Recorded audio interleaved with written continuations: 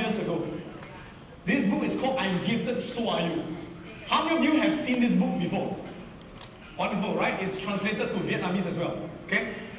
Now, I wrote this book 12 years ago to launch my career in Singapore. Because at that time, I was nobody. Nobody knows me in Singapore. So, I wrote this book when I was in the university. I was still studying, about to graduate. Why did I write this book? Those of you who know a bit about my history, you know that when I was young, I was a lousy student.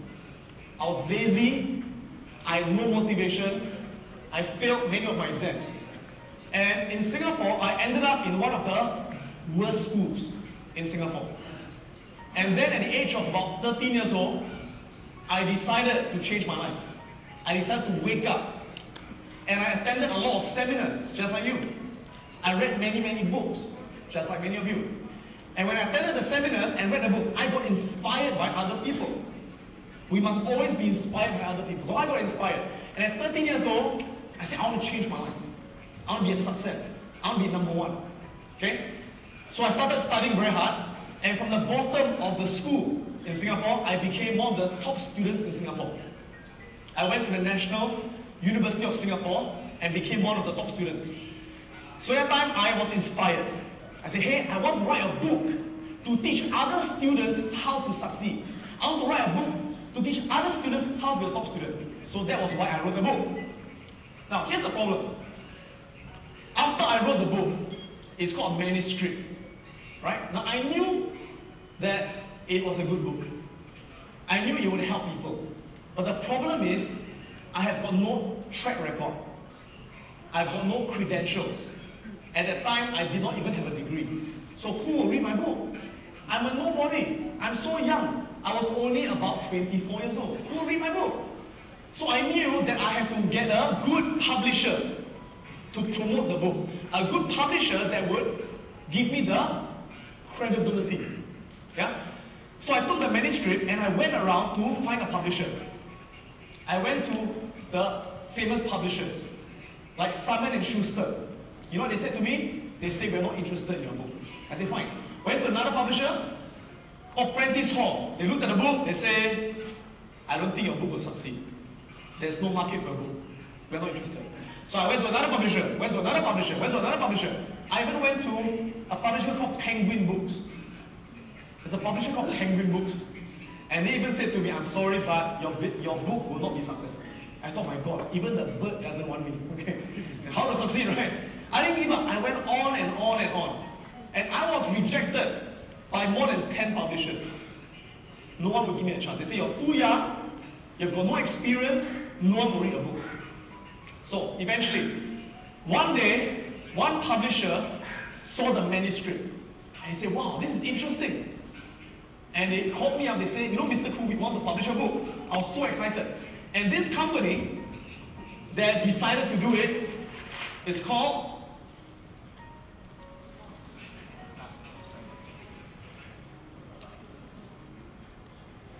Oxford University Press, which is a publishing company in Singapore. So I said, oh my God, wow, Oxford University Press, such a good brand name. I said, with their brand and my book, you'll be a bestseller. You'll be successful, right? So I was so excited. So I went back to my school in the university, and I told all my friends, I said, you know what, Oxford is publishing my book. I will be a best-selling author. Right? So I thought, sure to be successful. Now, the year was June 1998. In June 1998, my book was supposed to be launched in all the bookshops in Singapore. I was so excited. Okay? 1 week before that, I couldn't sleep. Right? Because I had all these visions, I had all these fantasies. I imagine when I go to the bookshop, I see my book on the display, bestseller. I imagine my book everywhere. I imagine people queuing up to buy the book. I imagine I sign autographs. I imagine people take pictures, you know. Oh, I'm so excited. I say, wow, you know, I'm going to be a best-selling author, like Anthony Robbins or whatever, right? Guess what? It did not happen. Let me tell you what happened. In June 1998, on the day of the book launch, I went to the bookshop. Okay, so I went to the bookshop and I walked inside, waiting to see my book. I walked in and I looked. I couldn't find my book anywhere. And so I called the publisher. I said, "Excuse me, isn't the book being launched today?" They said, "Yes." I said, "I don't find the book anywhere." They said, "Where are you?" I said, "I'm in Borders." You know Borders? Borders is one of the most famous bookshops in USA, also in Singapore. It's the biggest bookshop, Borders. And I said, "I'm in Borders." And they said, "Oh, I'm sorry, but your book is not selling there." I said, "Why not? It's a new book. Why isn't the big bookshop taking my book?" They say, "Mr. Adam, you must understand. You are a first-time author. You have got no experience. You have got no track record. The big bookshops will not give you the space to put your book." I said, "Where's my book?" They say, "Only the small bookshops will take your book." Small bookshops? Yeah, the lousy bookshops. So I said, "Okay, at least it's selling somewhere." I said, "Where?" So they gave me the name of some bookshop very far away, which I never heard of before. I said, "Okay, fine." I traveled all the way there to this small bookshop in Singapore. I went inside, and I looked. I still couldn't find a book. Not even in a small bookshop. So I went to the person in charge, and I said, "Excuse me, do you have this book, I'm Gifted, So Are You?" She said, "Ah." I said, "I'm gifted, so are you." She said, "I don't know. See yourself."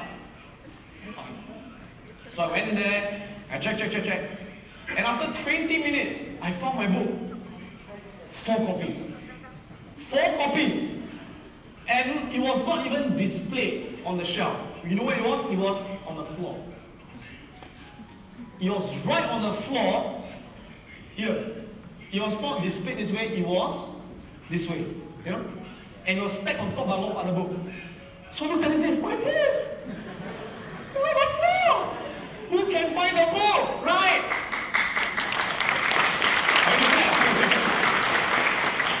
So I said, "Who can find the book?" So I was really upset. I was really angry. So I called my publisher. And I said to my publisher, I said, "Hey, why is it you are not marketing the book?" You see, as a good publisher, what should they do? They should promote the book, right? They should have advertisements, they should have posters, they should have author signing. They did nothing. And I said, "Why are you not marketing the book?" And you know what they said to me? They said, "Mr. Adam, must understand, at Oxford University Press, we have got no marketing budget. We have got no marketing budget." I said, "Why?" They said, "Because normally we only publish dictionaries. We only publish dictionaries." I said, "Huh? You only do dictionary?" "Oh, we also do encyclopedia." And they said, "We don't normally do your kind of books, so we have no marketing budget." I said, "But I thought Oxford University is a very big company." I said, "Yes, we are big. In London. Singapore, small, no budget." So I said, "But if you don't promote the book, who can find the book?" They said, "I'm sorry, there's nothing we can do." So how did I feel? How did I feel? I felt like a what? I felt like a victim, right? I said, "It's unfair. I wrote a good book. This is my dream. This is my first book. But no one can find the book. The bookshop will not take my book. They're not promoting the book." So I got really upset. 1 month passed, 2 months passed, 3 months passed. Did the book sell? Book didn't sell. Why? Because no one could find the book. And my friends came up to me and they said to me, "Adam, I thought you are a best-selling author." I said, "Shut up. It's not my fault. I wrote a good book. It's a stupid publisher. It's their fault. I blame. And I started what? Blaming and complaining. So as long as I blame and complain, did the book sell? Nothing happened. So one day, a friend of mine, he said to me, he said, "Adam, your book will never sell unless you take responsibility." I said, "What do you mean take responsibility? Hello, I'm the writer. I did my job. I'm not the seller. It's not my responsibility." He said, "Yes. But Adam, it is your name on the book. It is your book. And no one cares more about your book than yourself. So from there, I thought, I said, you know what? For things to change, I must change first. So I said, okay, if they will not sell the book, I will sell my own book. So you know what I did? I went to the bookshops myself. I went to all the bookshops in Singapore. And I told them, will you put my book in the bookshop? They said, no. We've got other books. Why should we put your book? I said, you know what? If you want to achieve something, there's always a way to do it. Now I thought to myself, you know bookshops? Bookshops, they always like to get customers to come in. They like to have events. They like to have activities, right? So I said, okay. I talked to the manager. I said, I tell you what, I will do a free talk for your bookshop. Free talk. Don't pay me, free talk. And if I do the talk, people will come to listen, right? People come to the bookshop and you put my book. Is that okay? What did they say? They said, okay. So I made things happen. I was proactive. So from that day onwards, every week, I will do many book talks. I'll go to all the bookshops in Singapore. Friday, Saturday, Sunday, and I will talk about talk. Right? And people get to know the book. And I also went to a lot of the schools in Singapore. Schools to do free talks for the students to promote the book. And I even printed my own flyers, like flyers, right? So I used my own computer. I designed my own flyer that says, I'm gifted, so are you. How to be a top student. And every day after school, I'll go to the train stations, the bus stations, and I'll stand in front and I'll give away the flyers. I say, come to my book talk. My name is Alan Khoo. My book is I'm Gifted, So Are You, right? Went out there, promoted the book. And the next thing I did was something that's never been done in Singapore before. Let me tell you what I did. I decided to advertise my book in the newspapers. Now, no one has done it before. Most of the time, when you see people advertise books in the newspaper, who advertises? The bookshop or the publisher. The author will never advertise his own book, right? I say, I will advertise my own book. Now, are advertisements cheap? No. One advertisement this size in Singapore is about $2,000 US. One advertisement. I decided to put 4 advertisements. It's 8,000 US. Now at 24 years old, that was my life savings. For many years, I worked as a waiter. I worked as a salesman. And I saved my money for 20 years. This is my savings. And I decided to take all my savings and put it into the advertisement. And one of my friends, who is an experienced author, he has written many books in Singapore. He said, Adam, what you're doing is very stupid. I said, why stupid? He said, because Adam, it's not your job to sell the book. It's the publisher's job.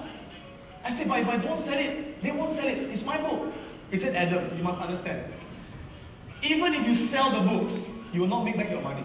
Let me explain why. You know when you buy a book that I wrote, I get paid a royalty. Right? When you buy my book, I get paid a royalty, right? Do you know what's the royalty, by the way? The royalty that I get paid is 10%, not of the sales price of the book. It's 10% of the profits of the publisher. 10% of the profits of the publisher. Which means my book in Singapore sells at $28. When people buy the book, you know how much I get? $1. I get $1. So who makes most of the money? Who makes most of the money? The publisher and the bookshop. And my friend says, Adam, Singapore is very small. Singapore is a very small market. In Singapore, an average book sells about 2,000 copies. Average book, average. He said, even if your book is a good book, it will only sell, bestsellers sell 5,000 copies in Singapore. 5,000. He said, 5,000 multiplied by $1. How much is that? $5,000, right? So he said, Adam, You put in $8,000 advertisement, you get 5,000, you lose money. Stupid! Stupid! But you know what I said? I said to myself, even if I lose money now, it's okay. Why? I think in the future, I think long term. I think if my book becomes successful, I become famous in Singapore. I become famous, I will build my business to be more successful. I said the book is only a marketing. It's only a tool for marketing. So I decided to spend the money. I took out the $8,000, and I advertised it everywhere. And people got to know about my book, right? And I can tell you that when you do the talks in the bookshops, it is not easy. See, like today, all of you calm down, you are sitting down listening to me, right? When you do book talks, you talk in a bookshop, people don't come to listen to you. They come and buy books. So you have to what? Get their attention, right? So when I first talk in a bookshop, I'm talking. No one is listening to me. I'm talking to the air. And I talk and talk and talk until finally people buy book. It's very, very difficult, right? And so slowly, the book started selling more and more as it became more popular. But you know, Borders in Singapore, the #1 bookshop in Singapore, they will still not take my book. They will not take my book. And you know why? They said, we do not take local authors. We only take international books. From America, from London, Singapore. We will not take your book. But I knew that I have to get my book into Borders because it's the #1 bookshop. And I said, there must be a way to do it. There must be a way. So I thought of a way. You know what I did? I said, let's make things happen. Now at that time, I have got many students in Singapore. And I told them, I said, I need your help. Each of you, help me to call Borders 10 times a day. And every time you call Borders, ask my book, I'm gifted, so are you. And I had a few hundred students. And every day they will call Borders every 5 minutes. And they ask, do you have the book, I'm gifted, so are you? Do you have the book, I'm gifted, so are you? Do you have the book, I'm gifted, so are you? Do you have the book, I'm gifted? I think Borders was thinking, who's Adam Khoo? Everybody wants to buy his book. And so they started ordering the book. And that's how it got to Borders, right? And 6 months later, I opened up the newspapers and I got a shock of my life. Because in Singapore, every Sunday, they have the bestsellers list. They rank all the books in Singapore from the #1 to the #10 book. And when I opened up the newspaper, I got a shock. My book was ranked #1 in Singapore. Can I have the slides? Thank you. And the slides, please, slides. Okay? And I was featured in the newspaper. And this was the newspaper article I was featured in.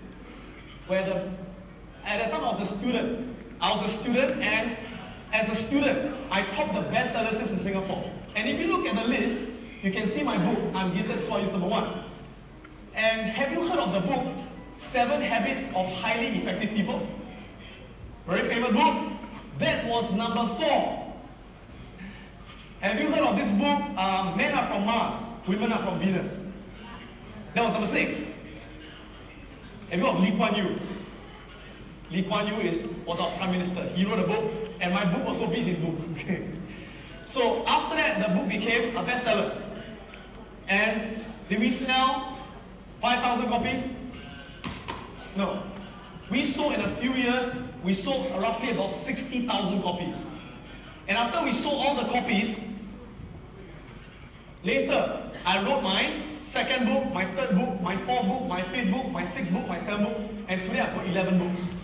And the books are published internationally. And they're all now bestsellers.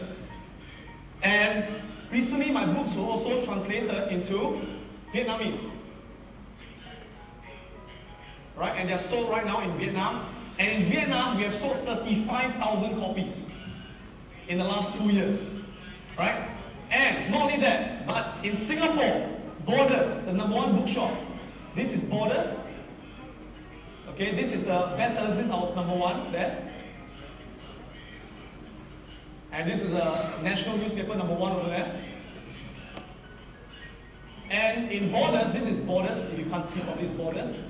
And I was ranked number 1 in borders as well, the entire borders bookshop. Now, why do I tell you this story? I tell you this story to share with you a very important lesson I've learned. And the lesson is this. Very often in life, when we got dreams, we got goals, many people will not give us a chance. Many people will not give us a chance.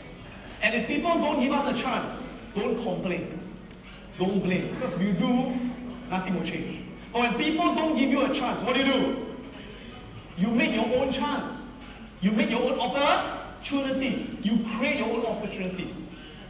And many times in life, that to achieve things, there are things that must be done that is not our job. It's someone else's job.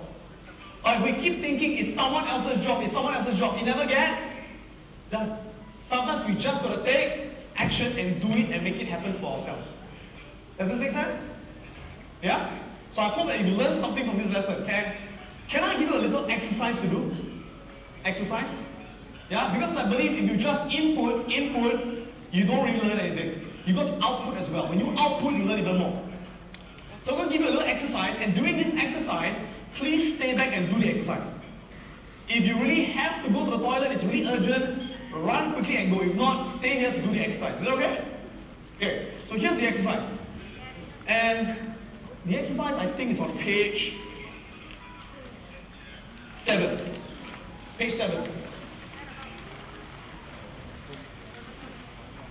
Page 7. And I'm going to show you how to do this exercise. And I'll ask some of you to share what you have learned, yeah? Can I have the video over here? Okay.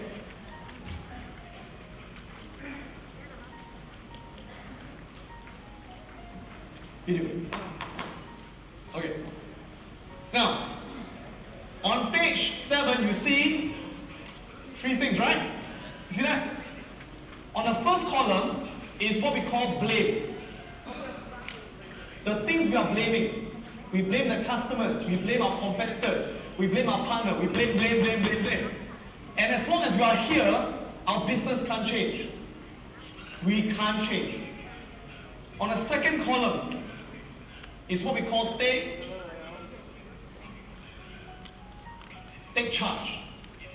From blaming, how can we take responsibility?